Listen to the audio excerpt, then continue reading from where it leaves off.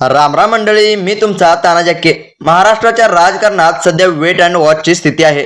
आगामी विधान परिषद निवडणुकीसाठी भाजपकडून कोणाची वर्णी लागणार, निष्ठावंत की आक्रमक चेहरे, आज आपण अशा 5 नावावर सविस्तर चर्चा करणार आहोत, ज्याची नावे सध्या दिल्लीपासून गल्लीपर्यंत चर्चेत आहेत. पहिलं नाव आहे ते म्हणजे माधवी नाईक. महिला नेतृत्व आणि संघटन कौशल्य. माधवी नाईक या भाजपच्या प्रदेश सरचिटणीस म्हणून मोठ्या जबाबदारीने काम करत आहेत.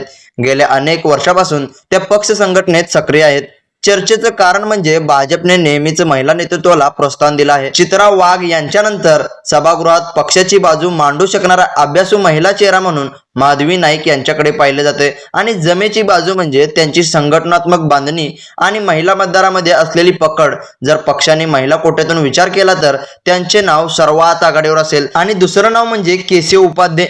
पक्षाचा बुलंद आवाज केशव उपाध्ये हे भाजपचे प्रदेश मुख्य प्रवक्ते आहेत. टीव्हीवरील चर्चा असो किंवा प्रेस कॉन्फरन्स, पक्षाची भूमिका आकडेवारीसह मांडण्यात त्यांचा हातखंडा आहे.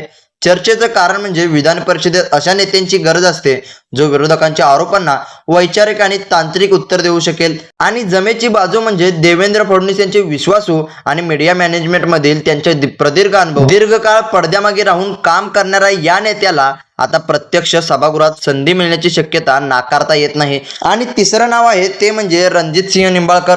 पश्चिम महाराष्ट्रातील ताकद. माजी खासदार रणजितसिंह निंबाळकर हे माढ्याचे दिग्गज नेते आहेत.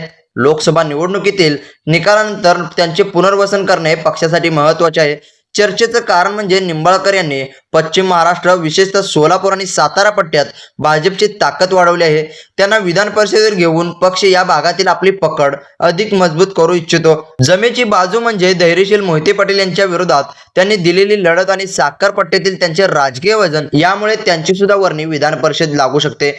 आणि त्यानंतर चौथं नाव आहे ते म्हणजे राम सातपुते. युथ आयकॉन आणि आक्रमक चेहरा. माजी आमदार राम सातपुते हे भाजपचे तरुण फळीतील सर्वात आक्रमक नेते मानले जातात. विद्यार्थी परिषदेपासून सुरू झालेला यांचा प्रवास आज राज्याच्या राजकारणात ठळकपणे दिसतोय. चर्चेचं कारण म्हणजे सोलापूरमध्ये त्यांनी प्रणिती शिंदे यांच्या विरोधात दिलेली झुंज आणि संपूर्ण राज्यात तरुणांमध्ये असलेली त्यांची क्रेज. आणि त्याचबरोबर जमेची बाजू म्हणजे उपेक्षित समाजाचे प्रतिनिधित्व आणि आक्रमक वक्तृत्व शैली. विधानसभेत गमावलेली जागा विधान परिषदेच्या माध्यमातून भरून काढण्याचा पक्षाचा प्रयत्न असू शकतो.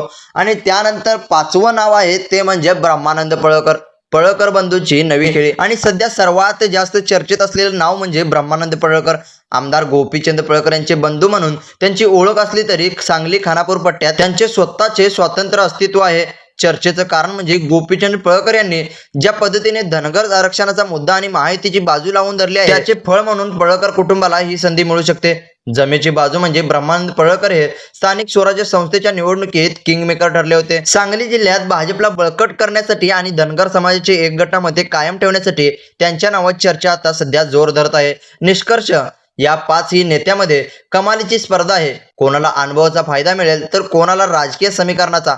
तुम्हाला काय वाटतंय, या 5 पैकी कोणत्या नेत्यांचं नाव विधान परिषदेच्या वर्णी लागू शकतं?